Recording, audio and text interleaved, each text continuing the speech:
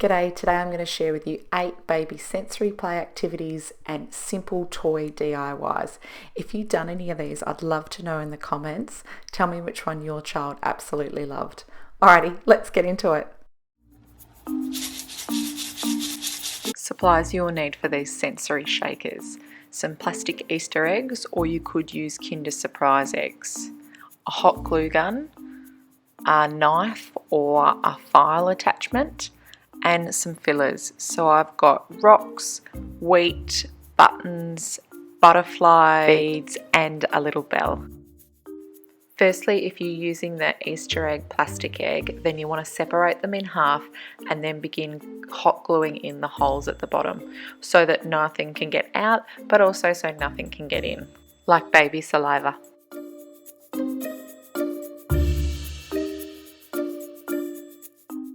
Then place your filler in the bottom part of the Easter egg.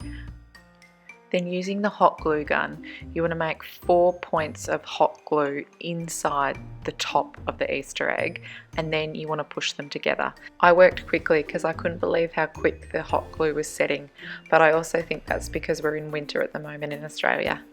Then using the file, you want to file off any excess glue or this plastic bit that's sticking out that used to hold the two parts of the egg together. It needs to be nice and smooth so it's safe for your child.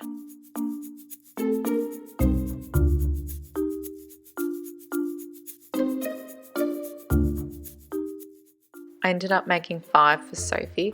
The first one contains a pebble, the second one contains wheat, the third one has a button in it, the fourth one has the bell, and the fifth one, which is the pink one, has those butterfly beads inside it. And this is what she thinks of them.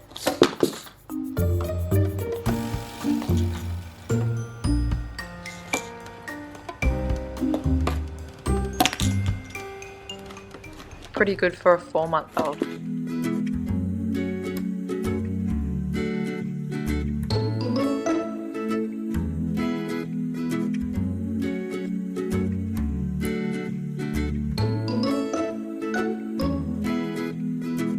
Supplies you'll need: a box. I was going to use a shoebox lid, however we just bought a new clock, so I used that box. Some scissors, some baker's twine and string, and lots of different ribbons, different widths, different pitches, different textures. Firstly, I cut the ribbon and then I tied a knot in it, and it wasn't a big enough knot, so then I tied another knot, so it ended up being a double knot.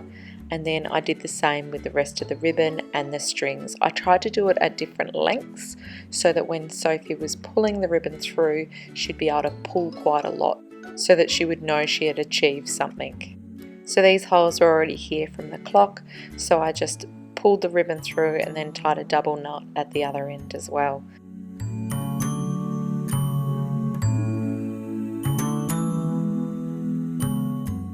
To create more holes in the box, I used the scissors and just poked holes.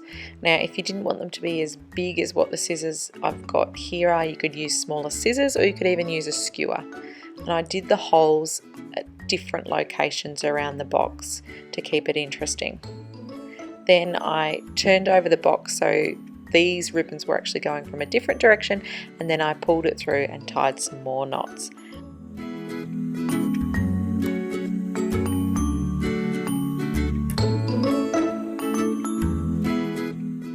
And then I just continued doing that more and more with the rest of the other ribbons and strings, and I tried to do different patterns, so not just in and out one end, but kind of like a bit like a shoelace, and up and down and around. As soon as I gave it to Sophie, she knew what to do straight away and just began pulling at it.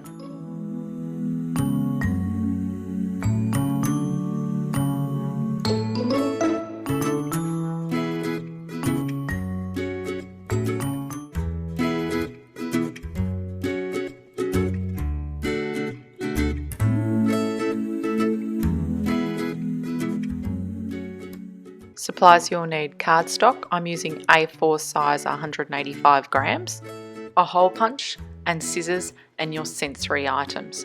So I've got pom-poms, balloons, feathers, corrugated cardstock, bubble wrap, wool, paper, glitter paper, and some crocheted hearts and flowers. and a variety of adhesives, double-sided sticky tape, hot glue gun and duct tape, depending on what material needs to stick to the cardstock. And finally, some hinged rings to help turn it into a book. Firstly, I folded the A4 cardstock in half because I wanted this book pages to be really strong, as Sophie doesn't know the word for gentle yet, so it needs to be strong enough for a baby to throw about. Then I hole punched a hole into it, and then to stick it together I used double-sided sticky tape. And that's the basic page complete. I repeated that same step 10 times because I wanted 10 pages in my book. For this first page, I used double-sided sticky tape to stick the bubble wrap to the page. Now I made sure with the bubble wrap that the most bubbly side was on the top for Sophie to feel. And then I used some wool paper, which I got from a cheapo shop. Next I hot glued on a doily. Next I used some bright corrugated paper for Sophie to run her fingernails along. This page I used a variety of crocheted hearts and flowers as well as a tassel for Sophie to grab onto with her hands. This page I used some balloons in different colours. This page is by far Sophie's favourite page and she grabs onto the pom-poms with her hands. This page I used feathers going in different directions, then some glitter paper, which is great auditory as well as tactile sensation. And finally, the last page, some fabric. And then I threaded the pages onto the hinged rings to create a book. This book is great to take out with you. I just popped it inside a plastic bag, but you can also use it at home when she's sitting on your lap, as well as when she's doing tummy time.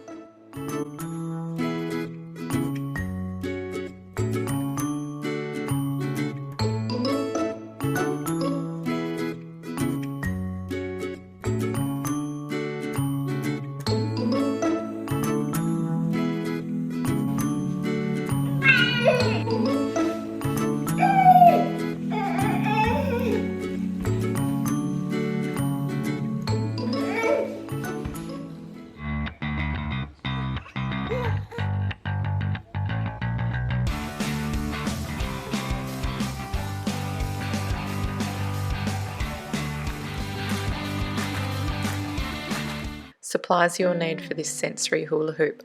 A hula hoop, I bought the biggest one I could find and this was $5, and then you'll need a variety of materials in different textures and colours.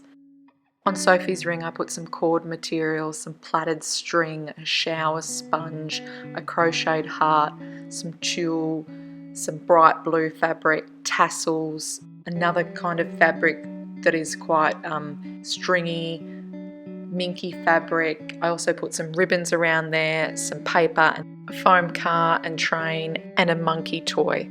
I'll show you some of the other hula hoops the other mums made. So this one used a plastic storage bag and cut that up a bit. Then some bright coloured ribbons just tied in a bow. Some tulle, a cleaning sponge, and also a dishcloth. This next mum has put on a baby bootie, a comforter toy, made a pom-pom, and also put a little fluffy duck toy on there. And this last mum's used a variety of materials. She's put a wrapping bow and also a pencil case. The idea is to have a variety of colours and textures for the baby to feel. Whenever Sophie is playing with the ring, I'm always supervising her, whether she's doing tummy time or whether she's sitting up and feeling the different materials. So there's a few ideas for things that you can put on your sensory ring.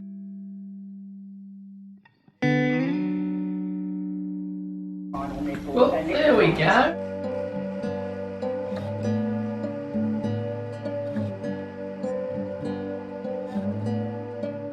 The first item you'll need is a plastic bottle. I'm using these Voss plastic bottles which I purchased from Woolworths, and then I'm going to remove the label. This was an easy sticker label to remove, and once you got a good grip of it, it was quite easy to pull off. There was some excess stickiness left over, so I used some eucalyptus oil on a cloth and then rubbed on the sticker residue. With a bit of elbow grease it did come off, and then you've got a non-sticky bottle, which is what you want, otherwise you're going to collect a lot of dirt and grime. To make the calming glitter solution, you're going to need some glitter glue, and I wanted some extra glitter because I don't think you can have too much glitter, and some hot water. So the ratio for this is 20 glitter glue and 80 water. I added the glitter glue first and made sure I got all the bottle in.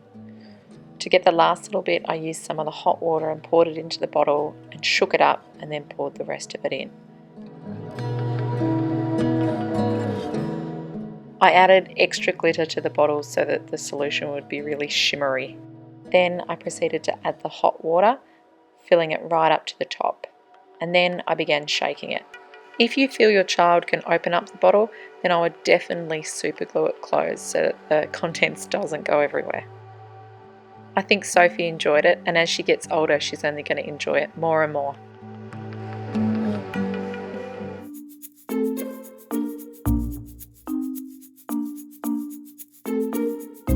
Supplies you will need for this edible paint: yogurt. I made some homemade yogurt. I'll show you at the end of the video how I did that.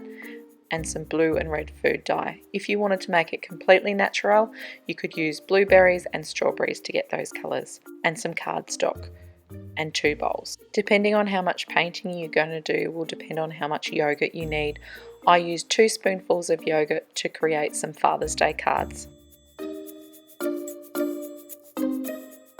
Next I added food dye to each bowl, and then I began mixing it in together.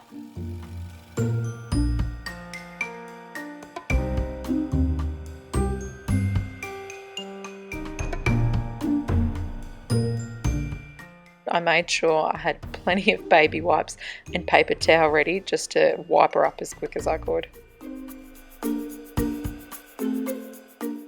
So for the Father's Day cards, I'm doing some foot and hand prints. So I put her foot in the yogurt and then put the cardstock underneath, but it was just a bit of a mess. It was better, I found, if I stood her up and imprinted it that way.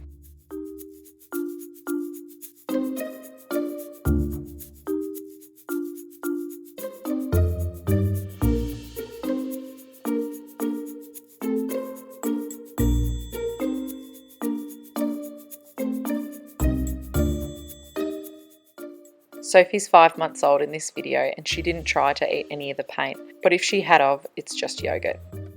You can see here it's a fine line. If you have too much yogurt, it just ends up like a whole lot of mess. But you do need enough to cover her hands and feet. To make the yogurt, you need an Easy-O satchel and some water from the tap. Other equipment you need as well is a big spoon, a pen, scissors, some boiling water, and an Easy-O container.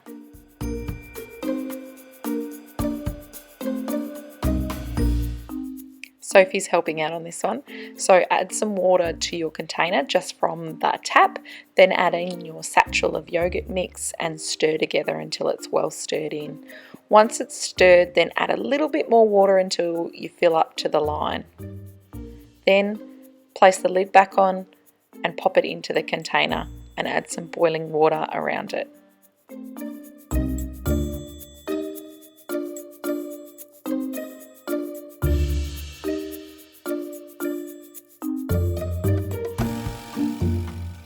Supplies you'll need for this mess-free painting: some paint, a Ziploc bag, cardstock. Make sure you use cardstock and not paper. Paper's not strong enough, but you could also use a canvas, and some sticky tape, or you could use some painter's tape if you'd like to stick it to the window. So this is super easy to do. Just make dots of paint all over the cardstock and then slide it inside the Ziploc bag.